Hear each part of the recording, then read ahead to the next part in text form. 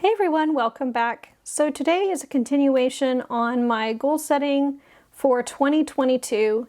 In my last video, I talked a little bit about how I came up with my 2022 goals / intentions, because they're actually intentions probably more likely than goals in your traditional SMART goal sense of the word.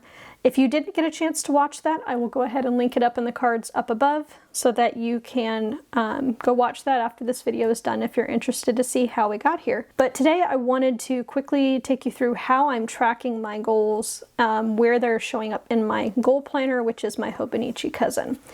Just as a quick refresh, these are the 8 intentions that I have set for this year. Many of them continued from the year prior. I have chosen 3 of them, these asterisked ones, to be the priority goals that I'm focusing on quarter 1.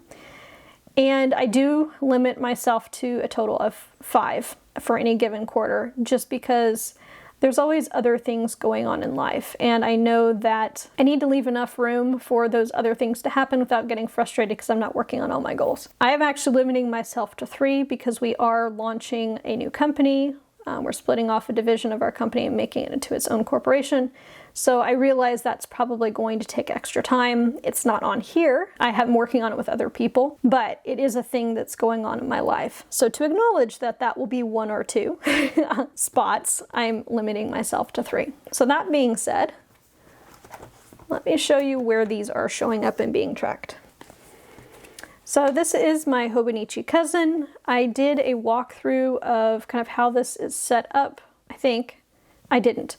I walked you through my 2021. I wasn't using this one yet. I think you can see this. I thought this was amusing. I've had it in other planners, but right now I feel like this is my role. Chaos Coordinator, especially as I am overseeing the maintenance division right now. I do have a pocket here so I can switch journaling cards in and out of the front of my planner. And right now this one says, you can be soft and successful, a traditionalist and a rebel, a loner and a fighter, vulnerable and invincible. And that, I think, really does sum up kind of how I feel, because I am a study in contradictions. All right, so quickly how I'm using sections, I'm just going to hit the main highlights. So this is the 3-month per page kind of monthly overview. And at here in the bottom is where I am tracking what my quarterly goals are. I like the fact that it's 3 months per page so that this is specifically quarter 1. So let me jump forward before we talk about those. There is a page right before January 1 and the January page that says turning the page to a new year. So this is where I am keeping my goals and intentions for the year. I do appreciate the fact that I have room left over, because if I decide in the middle of the year to adjust any of my goals, I have room to write the revised ones. So right now, my intentions are to cultivate a home that fosters rest and connection, purposefully tend our marriage, maintain a sufficient supply of basic needs, live like God is the priority I claim He is, radiate health by taking care of my mind, body, and soul, share my love of learning by providing simple, actionable information with examples, and develop and lead strong accounting and maintenance teams. So those are my intentions for the year. Now I have broken those down, at least the top 3, into quarterly goals, or as I call them, goal outcomes. So for quarter 1, let me just reference this. I have find an ideal schedule that supports my health priorities. So that is from this radiate health intention. I have create a sustainable video and blog schedule, which is from this sharing my love of learning. Set up payroll and health insurance for the new company, which isn't specifically on here, but this is left over from last year. We kind of got caught up in the holiday issues and our attorney was sick. So our setup of the new company took a little bit longer. And when we finally got our corporation number, we went to go get our tax ID number and the system was down for maintenance. So hopefully we will have our employer identification number in the next few days. Today is January 1st, so that I can finish up setting up payroll, health insurance, and all that fun stuff. And then finally, create and follow a regular one-on-one schedule for the maintenance team. So that is from this develop and lead strong accounting and maintenance teams goal. So those are the parts I've chosen to focus on for this quarter. Now, if any of these end up not taking the full quarter, I have extra room, so I can look at my intention and then pick another portion of that I want to use to move that myself closer to that intention. And I'm sure I might get asked this question. These tabs are ones I just made on my silhouette. I wanted something fairly low profile and that just kind of blended in. So that's where those came from.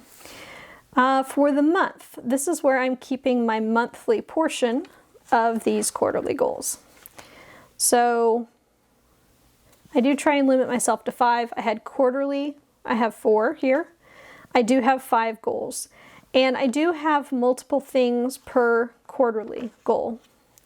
So I have find work schedule sweet spot that allows time for home and health priorities. I think I either talked about in this video or the last one that I'm trying to limit myself to 8 hours. I am 2 hours ahead of my company. I don't want to work till 8 o'clock at night, so I am going to try and work out a way to split the schedule with some of my administrative team members so that I'm not working 9 a.m. to 8 p.m. That's not a good thing. Finished 2022 budgets for the 2 companies, the current and the new one. That's left over from last year as well. I made some significant progress, but now that we kind of have a better idea of how things are falling, I can go ahead and get those finalized. Post 2 videos and 2 blogs for this month. I hope to do more, but that's the kind of the minimum. Set up payroll. Again, that kind of comes from the set up payroll goal portion here. And opened 2 new bank accounts, which I need the employer ID number to open the bank accounts. I need the bank accounts to open payroll. So it's kind of like this chain of waiting for items right now. It's kind of entertaining. It's frustrating. It's not entertaining, it's frustrating, let's be honest. So again, I have my annual intentions, my quarterly goals, and I'm breaking them down to what I'm working on that month. Now, I did go ahead and set up next week.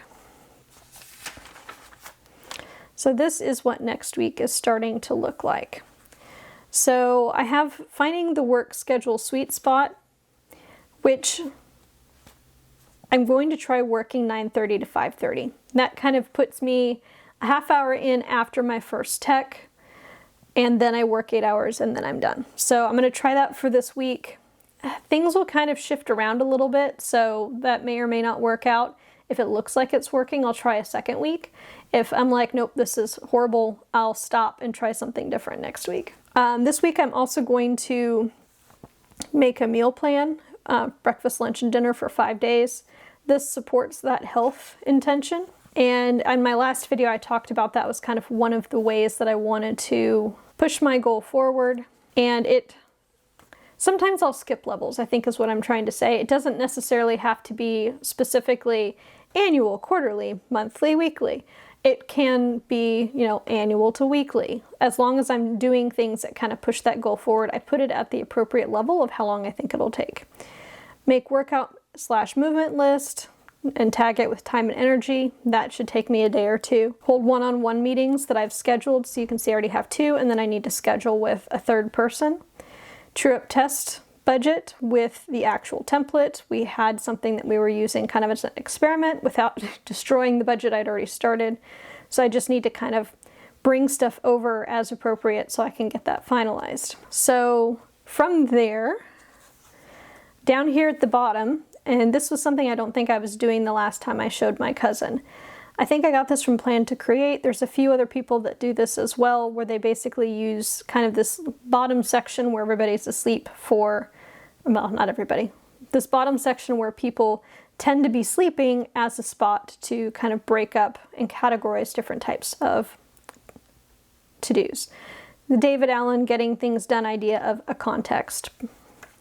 So in this case, I have still waiting for that tax ID number. So once I get that, then I can set up the bank accounts, payroll, make sure the health insurance form gets submitted. In the meantime, I can set up the 2022 budget, I need to finish it for the main company. I'll go back and kind of make a list of things I want to do in the house and then what I want to do for content next week. I'm filming today, so this will probably look like editing and posting. So that's how things are flowing. It's nice because if I'm looking at the month, I can quickly see kind of what are my monthly goals. So as I'm planning, I'm not having to drag out my power sheets every single time, look things up. As I complete things and open up spaces, I will probably come back to these pages here where I brainstormed some ideas of things I can do to move those goals forward. So that I would probably pull this out for, but this won't come out daily, may not even come out monthly. So might come out every couple of months. I know that she has this tending list section here, and I like the idea, but it's not practical because I don't want to have this open. I don't have a great place for this, and this format doesn't really fit how my brain works. So that's why I don't use those tending list pages. I would rather have it broken down here as an actual to-do item, because if you notice, she kind of drops you off. It's like monthly projects. Well, that's great, but there's not really a place to track the to-dos you need to do to move those monthly projects forward. So it's fine for the daily habit tracking, but I'm horrible at trackers on anything more than a weekly basis, which is why I have my habit trackers in my Hobonichi weeks, is because then I'm looking at it on a weekly basis. So anyway, I hope this video was helpful and it kind of gives you an idea of how I'm tracking things. If you enjoyed the video, I would appreciate a thumbs up. I'm going to have similar content like this. Once I get a little more speedy at doing the breaking down, I will probably do this on camera. Initially, it does take me a little bit of thought as far as how do I want to do stuff, how do I want to write it down, what do I need to break it up into. I could potentially make that decision off camera and then write it on camera so it will be a little faster, or I might do it, speed it up, and then just do a voiceover. So we'll see. Anyway, more content like this to come, so if you're interested, go ahead and subscribe and click the notification bells so you know when new videos come out. Thank you for watching, and I'll see you in the next one. Bye!